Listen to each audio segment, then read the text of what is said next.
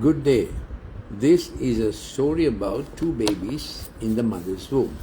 And we get on to about a story, life story of a baby who was drawn out of the water.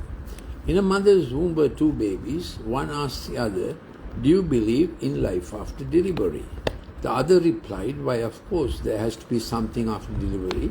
Maybe we are here to prepare ourselves for what we'll be later." "Nonsense," said the first. "There is no life after delivery."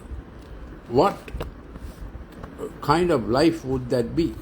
The second said, "I don't know, but there will be more light than now. Maybe we will walk with our legs and eat from our mouths. Maybe we will have other senses that we can't understand now." The first replied, "That is absurd. Walking is impossible. Eat with our mouth? What rubbish! The umbilical cord supplies nutrition and everything we need. But the umbilical cord is so short. Delivery is to be logically excluded."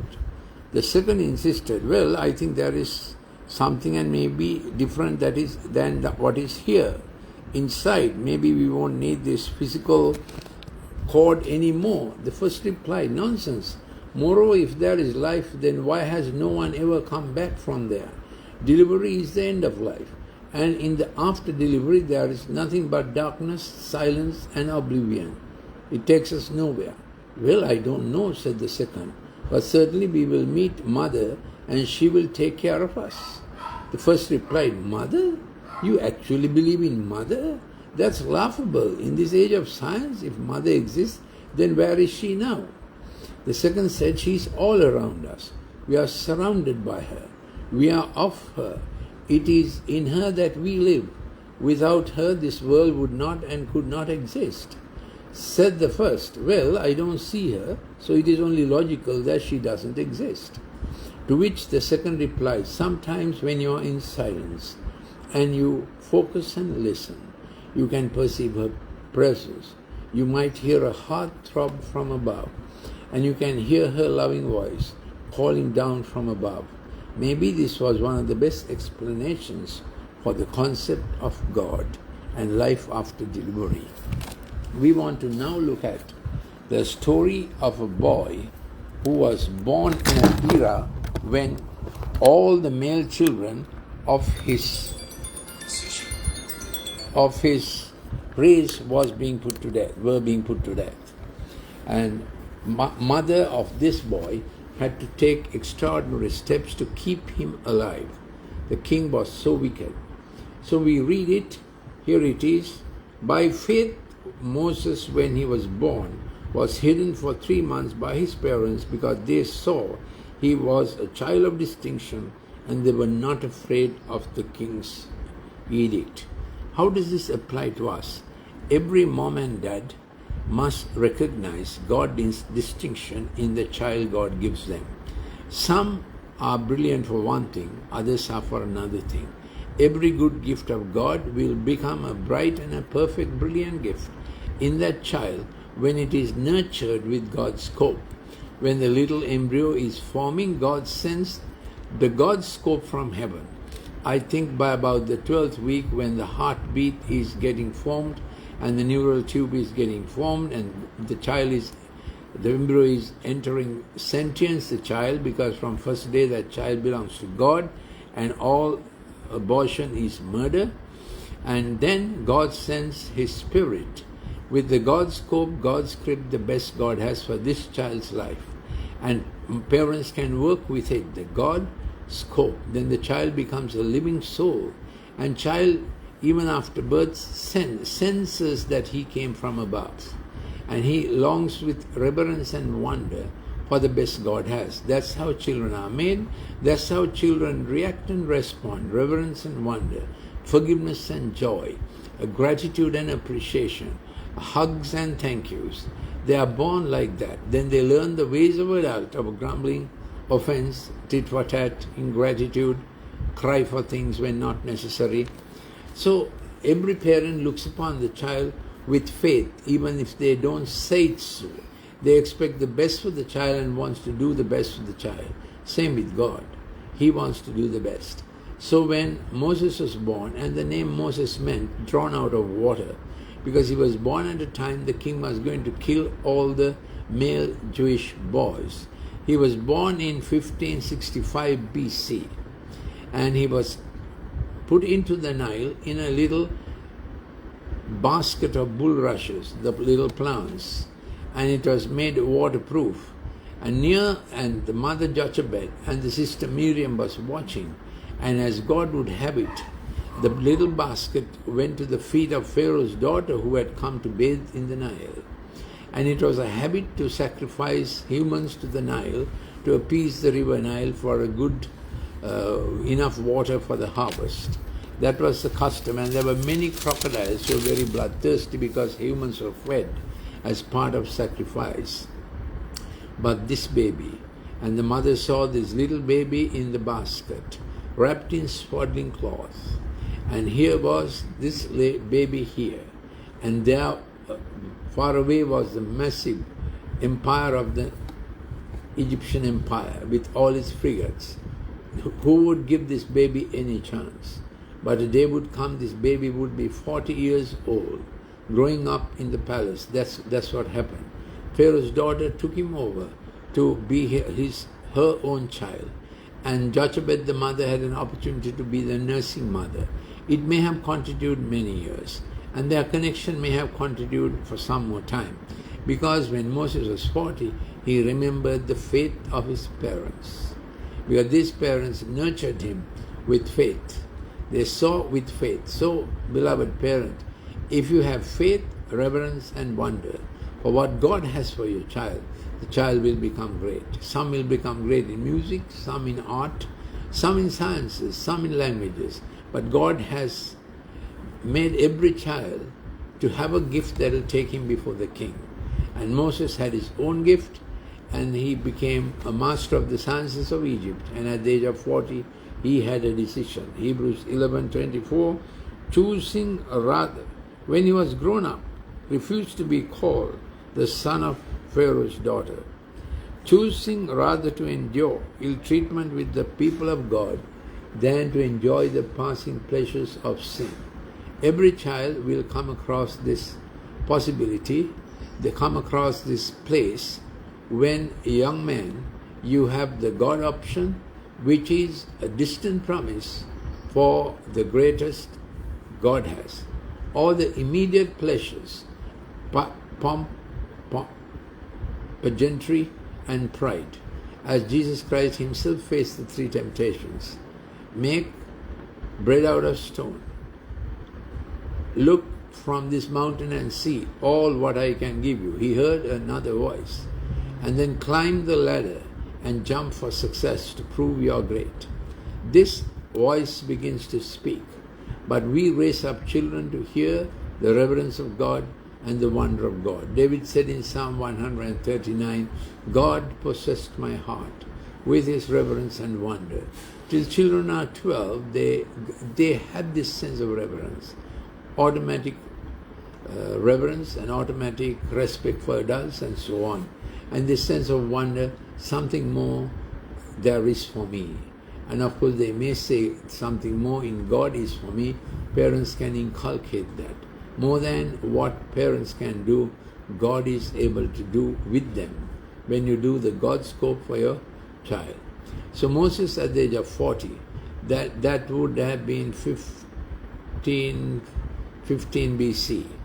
There was the promise of the Egyptian sciences, mastery of Egyptian politics, raised up in the king's house, Pharaoh's daughter being his foster mother, and he would have been supervising great works of Egypt, but he also saw the pathos, the pity that his pathetic condition his people were in. At the age of 40, what do you see? And in our language, Moses lived out to be 120, so 40 would be 1/3. If we put our lifespan for 75 or 80, at 25, at 28, what will our young people see? What will they see? The promises, the pageantry, the massiveness, and the hopes and ambitions the world has for them, or what God has for them? How do we tutor them to see the best God has for them and work with them towards it? What does it say about Moses? Choosing rather to endure ill treatment. So there's endurance of ill treatment, and it's a choice. Because the world will cheer you to greatness. But if we choose God's way, there will be also a suffering for the name of God. The world may not cheer you. We have to make that choice. And he also let go the passing pleasures of sin. So there is the pride and pomp of the world, then there are the passing pleasures of the world. Some succumb to them both. How did he manage this? Considering the reproach of Christ, greater riches. He made an analysis of what are lasting riches than the treasures of Egypt. So the contrast will come. The choice will come before you. But he was looking to the reward. So Moses decided, and we decide, reward with God is greater dividends than what the world offers on the way. By faith he left Egypt, not fearing the wrath of the king, for he endured as seeing him who is invisible. That is our tutelage. God has his promises. He speaks into our heart. We have a promise. When we know the Good Shepherd, he speaks to his sheep. My sheep hear my voice. So what is it that really is attracting you? Stones for bread and the mountain heights that have glitter and glamour coming at your eyes? Or will you say, the Lord Jesus Christ has a call for me, if when I follow it, there's greatness coming God's way. I'm Dr. Lalith Mendis, and I was batch top in my batch in Colombo Medical Faculty with many gold medals. Before I entered medical faculty, I was an atheist, but just before entering, God came into my life. I was a scientific atheist. I argued for everything, but he came into my life through scientific examinations, reading Genesis chapter 1. I said, even if God is not there, a scientist has done the water cycle, oxygen cycle, nitrogen cycle, done it well, that this at earth was prepared so well for life. Oxygen, just the right percentage. Little more, we will burn up. Carbon dioxide, just the right percentage. So I came to believe in a God of science. Later I read that many pioneer scientists, Sir Alexander Fleming, Robert Boyle, Michael Faraday, many of them. I have a book written about this called Reason. It has all the long list of pioneer scientists who are firm believers in a God of understanding, God who can be searched for and be found. They believe that science is discovery of laws that God has made to be discovered and utilized for good of man. That's what they did. Sir Alexander Fleming brought penicillin to this day, perhaps the best antibiotic discovered. I was also head of the Department of Pharmacology in the State Medical Faculty. Through my journey, I have come to realize that Christ is all, Christ in all. He is the best hope for our children.